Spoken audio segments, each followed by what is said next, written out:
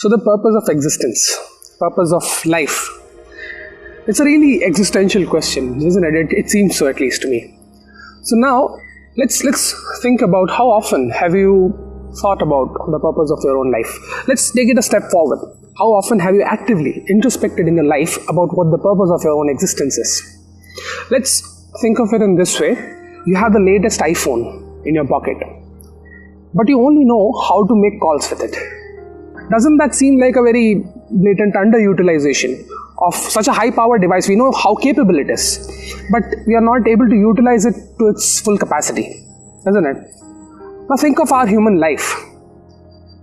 If you have not thought about what the purpose of our own existence is, are we really living the life to what it's fully capable of?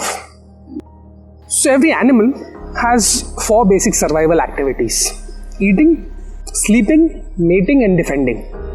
Now we as human beings, we are very proud of being the most advanced species on the planet, or we are called the apex predator and so many other synonyms. What is our life like? How do we live our life? Once we are born, we get educated. After getting educated, we get a job, and then eating, sleeping, mating, defending. Where is the superiority that we boast of? How are we superior? This superiority, I believe, lies in the fact that we are thinkers. We think. The animals think, of course, but not as deep as we human beings do. Like for example, now that I have you thinking of the purpose of your own life, the purpose of your existence, you want to find out the answer to this question in this very video, isn't it? Now let's take a trip down the memory lane, shall we? What is the one thing you have always aspired for in life? Be it as a child, be it as an adult, be it the current phase of your life. What is the one thing that you have strived for? Let me save you the trip down the memory lane. It's a difficult time. I'll tell you the answer is happiness, isn't it? The one thing that we've always been looking for in life is happiness. How am I so sure, you could ask? Let's look at the examples throughout the history. The poorest of the poor have always lived a life of deficiency. They have to work really hard to provide for themselves and their dependents. Yet they do it. For what? The richest of the rich. They could lead a lifetime of luxury without working for an hour in their lives now. But they still keep working. Seeking what? The greatest of social reformers. They put their comfort, their luxury, everything on the line to bring about a change. All of this for what?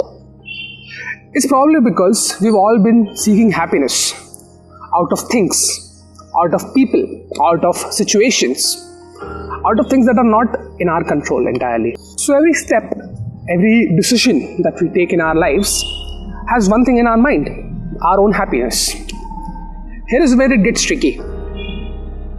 The methods that we have been trying to achieve happiness from, we need to realize after a series of trying them out again and again and again that these methods simply do not work. So now what does the Shastra say about happiness? How does the Shastra describe happiness that we want to achieve? The Shastra called Chaitanya Charitamritam has this very beautiful verse. It goes something like Anandam Buddhi Vardhanam Pratipadam Purnamrita Swadanam. What does this describe happiness as? Anand Ambudhi Vardhanam. It means happiness or Anand is a never-ending ocean. An ocean, the characteristic is that it does not end, right? Pratipadam. At every step of your life, it improves, it increases. Purnamrita Swadanam. Amrit. What does Amrit sound? Amrit, the meaning of word Amrit is that it never ends. Nobody can end it. So your happiness ideally has to follow these 3 characteristics. It should be never ending. It should be like an ocean, right? It should be increasing. It should be incremental. Always, at every step of your life, your happiness should keep on increasing. And it should not be ended by anyone else. Amritam, right? Now, how do we achieve this happiness? Stay tuned to find this out. Hare Krishna.